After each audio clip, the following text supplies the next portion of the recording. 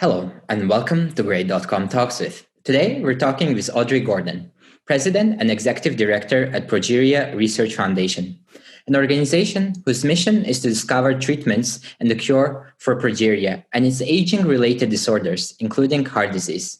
And if you're new to our podcast, please press subscribe button either on YouTube or your podcast app, because today we're going to learn about an organization that envisions a world in which every child with progeria is cured. Hello, Audrey. Welcome to Grade.com Talks. We're excited to have you here. Thank you. I'm excited to be here. It's great. Could you please describe Progeria Research Foundation for someone who is not familiar with your work?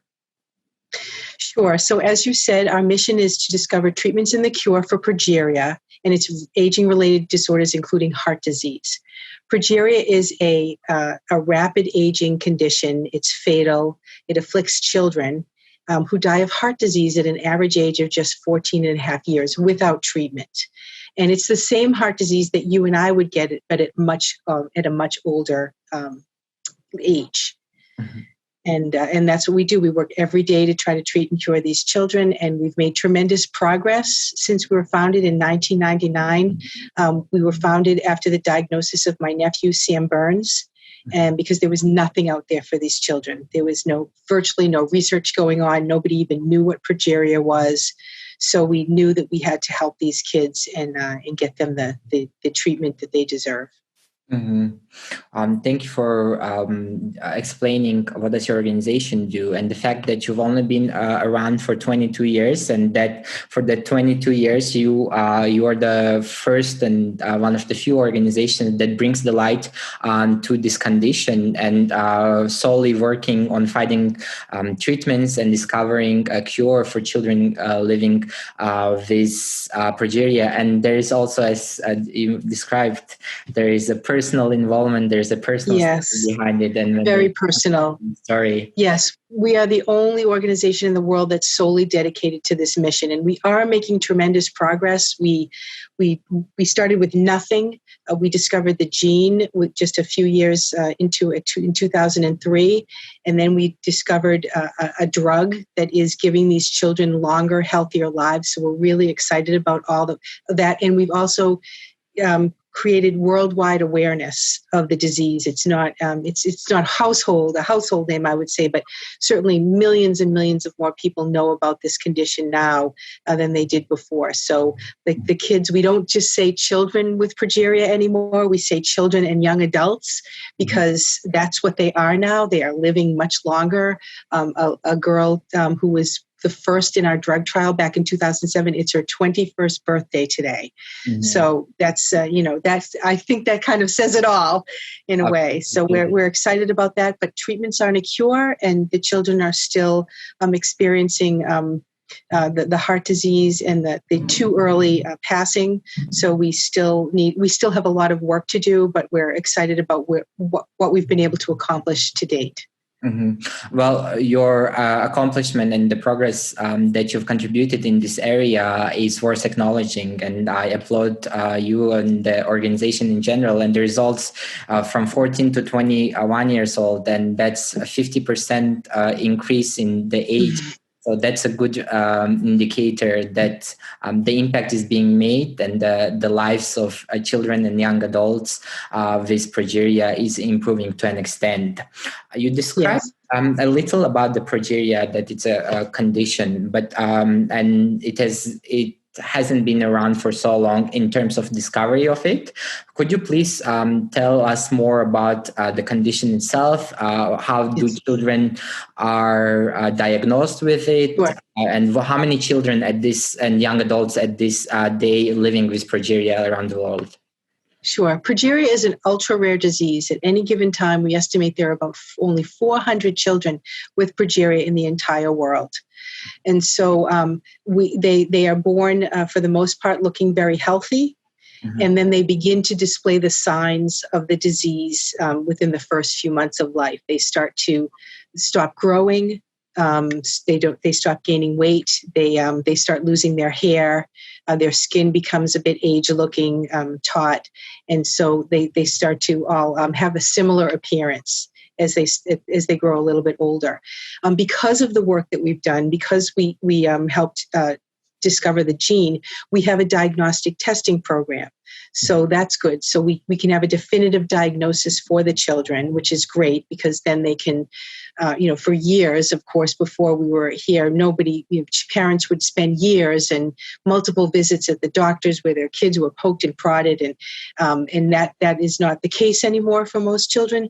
The disease is more recognized earlier on, which is great because then we can get them into our programs earlier as well, thanks to this genetic test that we have now. And we have lots of different programs. We have a medical guidelines, healthcare guidelines for the children. Again, nobody's ever had that before. So it's a handbook that we hand to the parents and say, here, this will help you not only with things like taking care of your child's nutrition and their heart condition, but things like the social aspects of school and things like that, and the issues that siblings may go through. So it's a wonderful tool that we have for the families. We also put families together if they want to connect, so that they can talk to somebody in common who has something in common with them. And normally that just doesn't happen because it's so rare. And we help the doctors as well. So we try to one of the biggest and most important programs that we have is our clinical drug trials. Mm-hmm. That's what got us the treatment that just got FDA approved, which we're really super excited about because only less than 5% of rare diseases, and there are 7,000 of them, have an approved FDA treatment.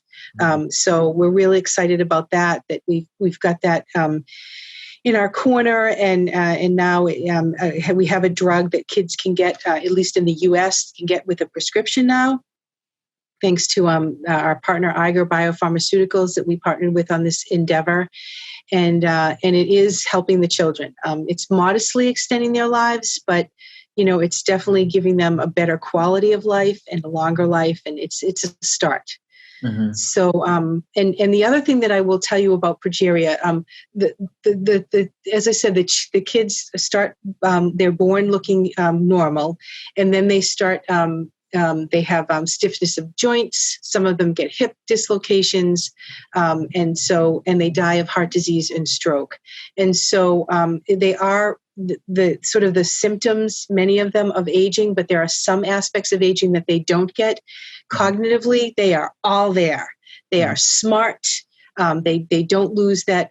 They don't get Alzheimer's or dementia at all. They don't get cataracts, things like that. So some aspects of aging, yes, others, no.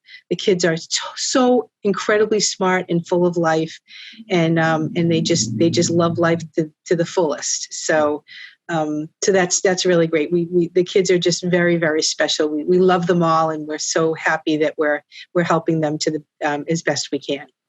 Wonderful. Congratulations on getting approved by FDA on the drug that you and with your pharmaceutical partner were able to develop.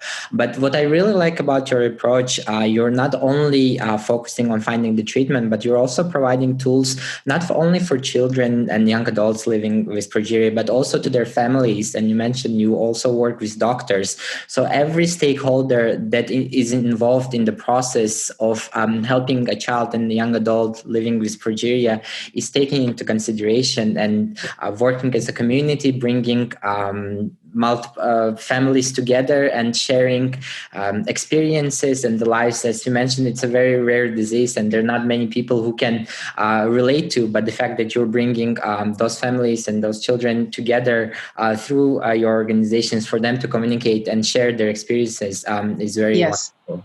And the researchers too. I mean, you're right. It's a whole approach. Mm-hmm. So our research-related programs, it's like for lack of a better term, a one-stop shop. We made sure when we started the Progeria Research Foundation that we had everything that people would need at their disposal to advance to treatments and cure, and also to help the families today. So, for example, and we found this because my sister, Dr. Leslie Gordon, who's Sam's mom and our medical director, thank goodness, she's a brilliant woman who went to researchers and said, look, why aren't you, in the very beginning, she said, why aren't you doing research in this field? And every answer they gave, we said, okay, we're going to provide that. So, for example, when they said, well, we don't have any funding, we said, okay, well, so we started a research grant funding program. Well, we don't have any of the biological tools needed to work on progeria. Okay, so we have a cell and tissue bank. So, and on and on and on. And so we were able to just address all of those things, and all of the programs that we have, the diagnostic testing as well, so that we know that the children we are working with and helping, and the cells that we're using are true progeria cells, and for this field. And so it's all come together, and that's what helps make our progress so phenomenal. Again, we're not there yet, but it really has helped, because the cells from the cell bank helped us discover the gene, and our research grant program helped us discover this drug, and it just goes on and on. They all feed into each other, and along the way, the children and the families all benefit as well from what we provide. All the puzzles together. The puzzle is not fully built yet, but it's close to being built. So that's very beautiful story to encounter and to witness. And you talked to us a little about some of the challenges that families and siblings might face, but could you please tell us in detail what are some of the challenges that children with progeria and their families face, and how those obstacles are creating barriers in their lives? Well, I think generally speaking, the ultra rare nature of the disease creates difficulties across the board. For us, it's, the awareness, so people know and they want to help and they want to support PRF and the kids, and the researchers want to get into this space kind of thing. And for the families, I think it's just, again, it's because it's so rare. You're always challenged with educating people and having them know it, know what it is, and not, have that, negative sort of reactions or whatever. But what we found is the kids are so personable, so friendly, so wonderful and special that within their own, the communities really embrace them, which is so wonderful. I mean, Sam's community completely embraced him in school and outside of school, and the parents have a community among themselves as well. We have now, in this age of Zoom calls, which is so incredibly wonderful, we have calls with the parents, with the family and the kids too, because now that the younger kids sit on their parents' laps, the older kids, they come into the chat on their own. And every few months we get together and we update them on the research, but we also sort of chat and answer any questions that they have. But the parents talk among themselves too. So, and when we bring kids in for the clinical drug trials to Boston Children's Hospital, PRF funds it all. We fund the travel, the food, the lodging, the testing, everything, so that that money is the last thing they have to sort of worry about. And when we bring them in, we try our best to bring two in at once, two children and their families in at once, parents in at once, because not only is it sort of part of our mantra that working together is exponentially better than working alone, because that's how we've gotten where we are today.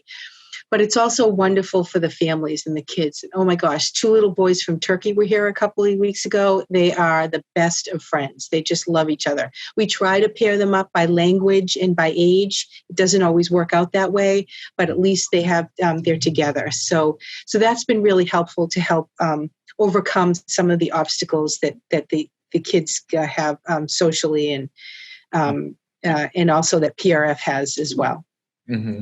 Yeah, there are indeed some obstacles and some challenges, but your organization is bringing families together. So the obstacles that families are facing, children are facing, is less observant, and they can support and create the support system around each other and build friendships, as you mentioned, by the example of 2 children from Turkey that can last long. Yeah. So very beautiful. They were terrific. We're all about hope. We're all about the positive. We don't dwell on the negative. It's just not where we go. It doesn't get us anywhere, right? In life as well as here. So we always try to look on the brightest of sides and on the hopeful end of things, which we have a lot of. We have a lot of progress that we've made and a lot of hope for the future. I know you're going to ask me about what's happening now, and along with this drug, which is a tremendous win for us. It's a wonderful thing that we have this drug now. We've also got this cutting edge gene therapy that's on the horizon, and we've had some incredible studies that came out in the beginning of this year for genetic therapies that are very, very promising. Now, it's still in the lab. We still have a ways to go, but we are very hopeful. One of the studies corrected the letter. In layman's terms, is one letter out of the billions of letters that are out of place. It's a C to a T. It's supposed to be a C, and it turns to a T. And in this genetic base editing study, that T turned back to a C. Wow. I mean, literally corrected the DNA and it was just in the mouse, and the mice lived an incredibly much longer period of time than they would have. So that's, what we hope. And gene editing is more along the lines of cure. So, I don't say that term lightly. It's a little, I get chills whenever I do, but that's really the direction that we're going. And we hope we can get there soon.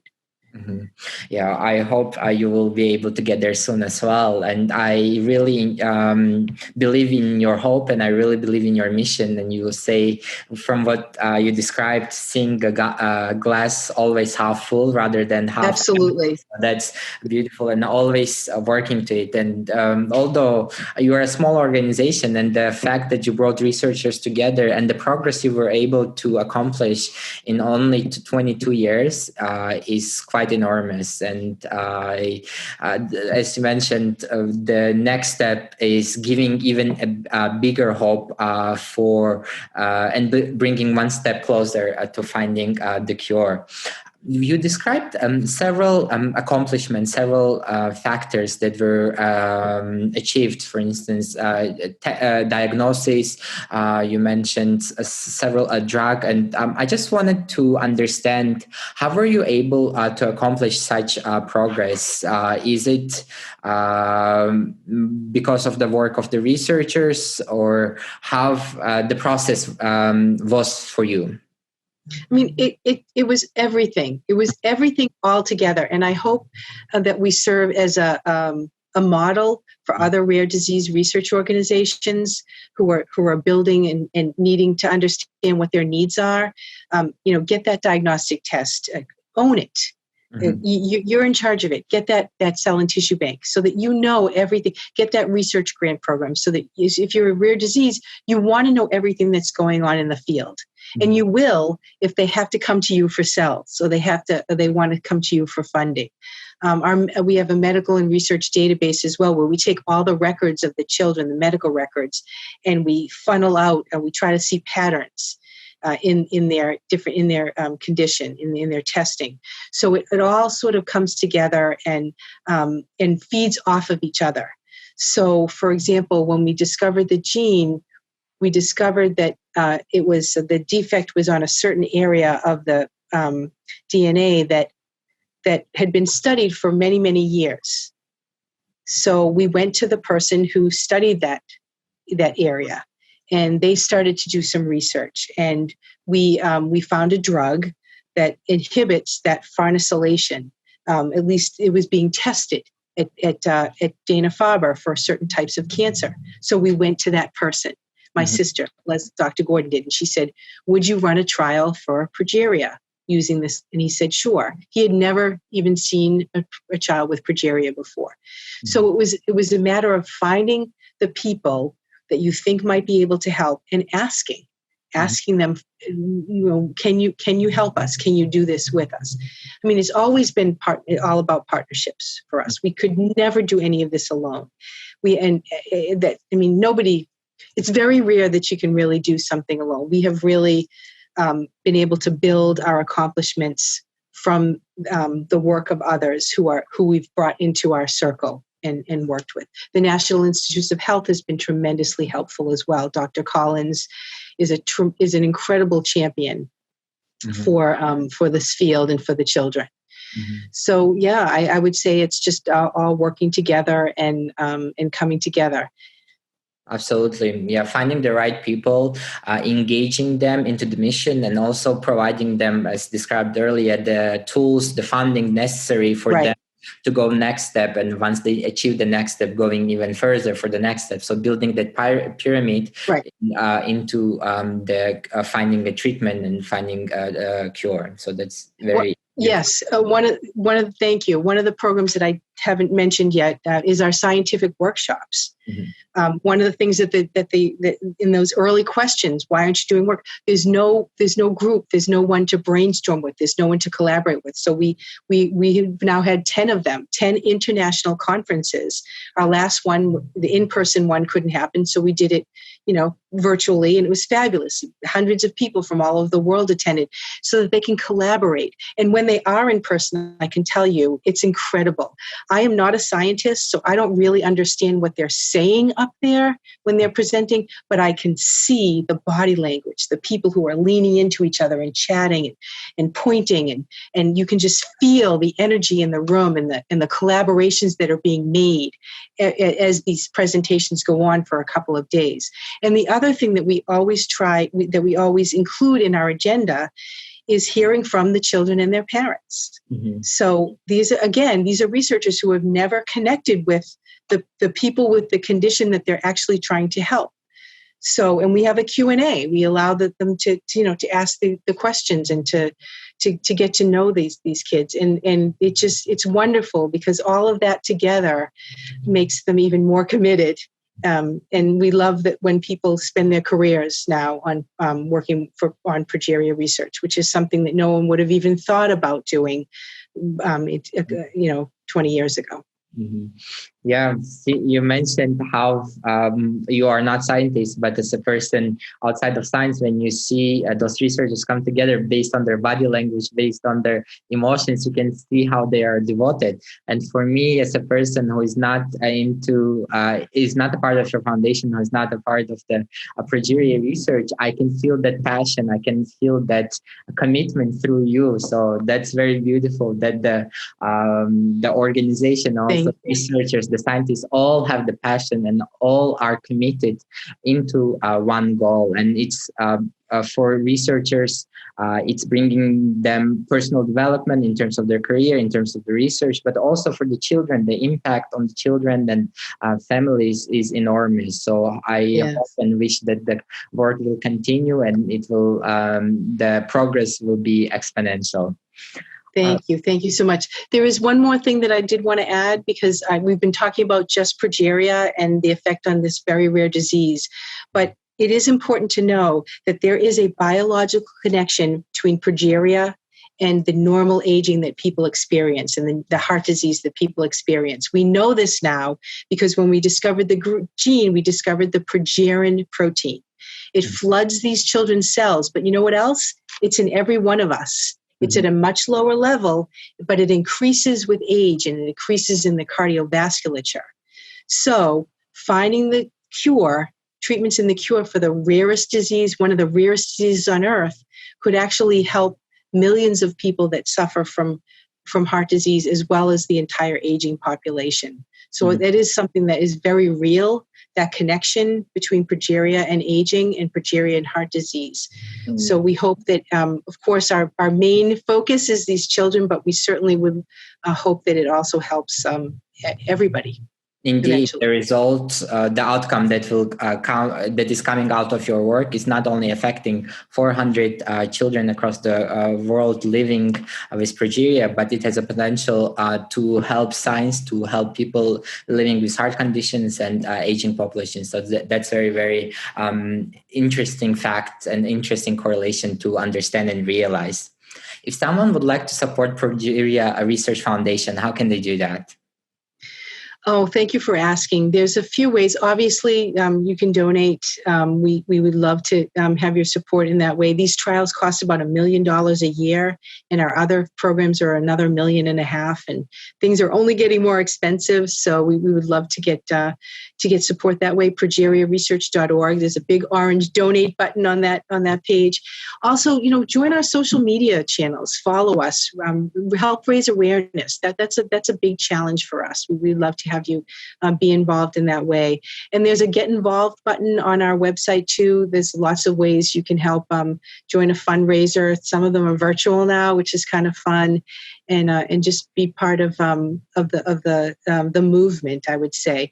There are two other ways I would love, two other vehicles which I would love for people to know more about us.